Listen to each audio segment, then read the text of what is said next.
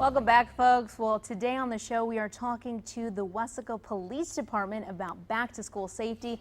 I know it's already getting to be that time. Summer's coming to an end, so I know you guys are all going to be pretty busy. Right now, we have Officer Eric Hernandez and Sergeant Bernie Gattis on the show. Thank you so much for joining us today. We appreciate you coming on. Well, good morning. Thank you for having us this morning. Definitely. So tell me a little bit about the department. Are you guys having anything exciting? Any back-to-school events going on? Well, there's a lot of different events going on with the school district here in Weslaco and the different campuses, different school districts within the city. For ideas already back to school already as we speak. Oh, wow. The school district here in Weslaco, WISD, their first day of classes is on the 28th. Okay. Prior to that, the staff will already be back. There's already activities going on at the campuses with the sports and the band and other activities that are going on. Right. So we just need to be aware that kids are at the school campuses, and it's going to get worse with traffic. Okay. That's why we're sharing the information with some of the signs that we're going to be seeing as far as the crosswalks, children crossing. Please, on the car, keep paying attention, pay attention.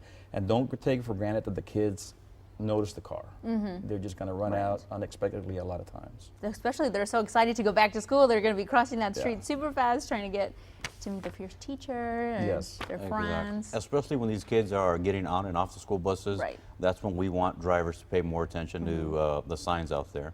Okay. If they do approach a school bus that has a flashing red lights, the only ways that they can pass a bus like that is once the bus begins motion again, or the driver of the school bus waves you through, or the red lights stop flashing. That's your sign to basically continue. When I took driver's training, I think they told me lights up top, stop, lights down low, go. I think that makes sense. Is that right? That's a good rule. Oh, there you go. Lights up top, stop, lights down low. You can go with the buses. I know, because you never know, because sometimes if you don't see that stop sign that comes out and the kid has to cross the street, that can be really dangerous. Yes. And as far as kids crossing streets, we also, nowadays we see kids with their phones, with their earbuds put in, they're walking the streets, they're looking down, they're not paying attention to traffic. So we ask parents to have a talk with them, especially if their kids are walking to school. Just be extra careful with that.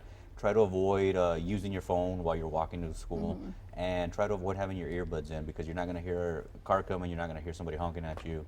That's and true. so forth. And I know distracted driving is a big thing right now. Yes, and matter of fact, the new law that's going to be coming in September 1 is the texting law now in Texas. Okay. That's going to be applied statewide.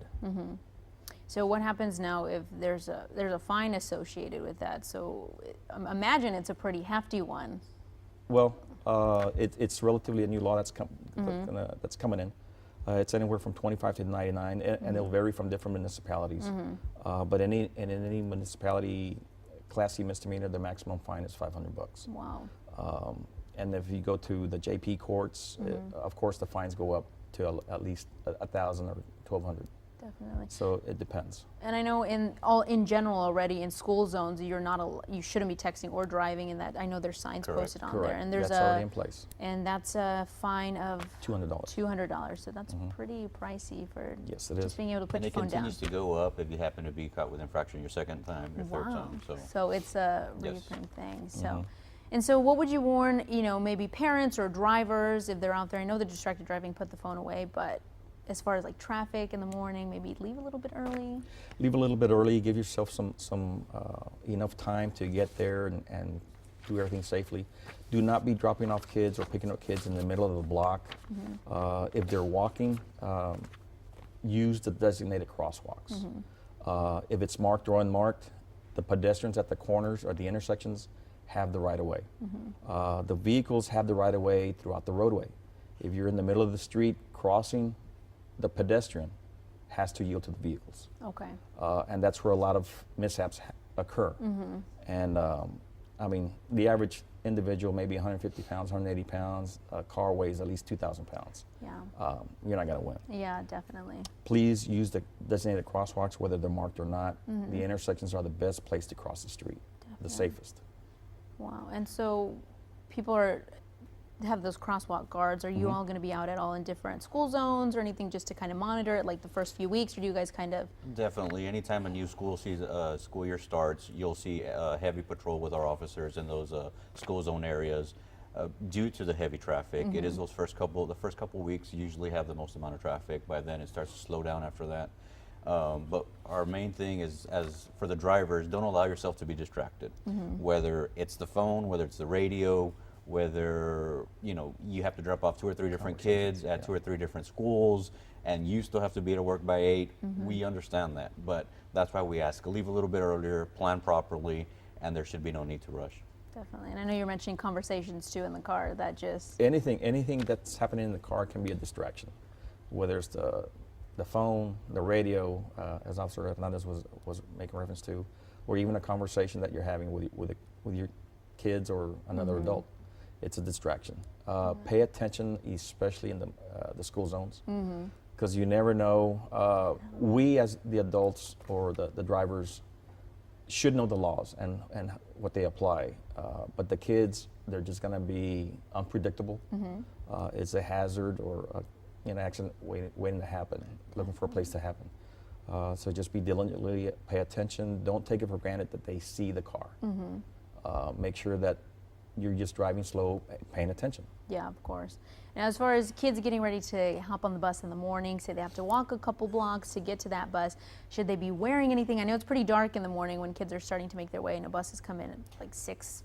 It's always recommended if they can use any type of high visibility clothing, any type of reflective clothing, that'd be great. One of the things I personally do before crossing a busy street is I try to make eye contact with the driver approaching. Okay. That way they know that we both made eye contact. Okay, so they saw me. Now it's safe to cross.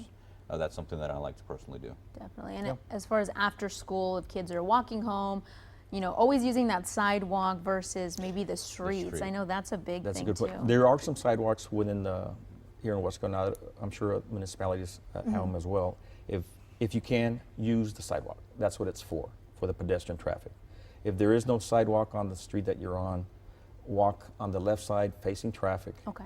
Once the traffic is coming towards you, step off the pavement, because who has the right of way? The vehicle does. All right, so don't take it for granted that they're going to go around you.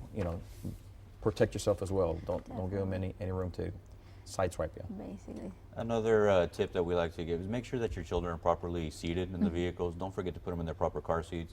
Don't forget to buckle them up. Everybody in the vehicle should be buckled up. Like I said, there is a lot more traffic during this time of year, so the fact that accidents occur a little bit more are likely. So just make sure that everybody's properly restrained while they're inside the vehicle. That way everybody can make it to and from where they want to go, and everybody can have a great first day of school and so on. A nice and safe school year. Yeah. Whether in a vehicle, walking, or riding your bicycle, just be careful out there. Awesome. Okay, and if anybody has anything that if they want to reach out for you for any questions or anything, where can they reach you all at? I think our contact information has been coming up on the screen. Okay. The city website is there, the wescotx.gov.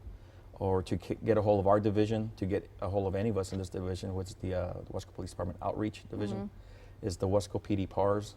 The acronym that we're using there is the Police Department, and then the Police Area Representative. Okay. Depending on what side of town you're in, there'll be an officer or 2 officers assigned to that particular area. So you'll get a hold of us that way with that email. Perfect. Well, thank you so much, Officer Hernandez and Sergeant Garza, for coming on and talking to us and raising some awareness for back to school. I know it's an exciting time, but you also have to be very safe and careful. Yeah.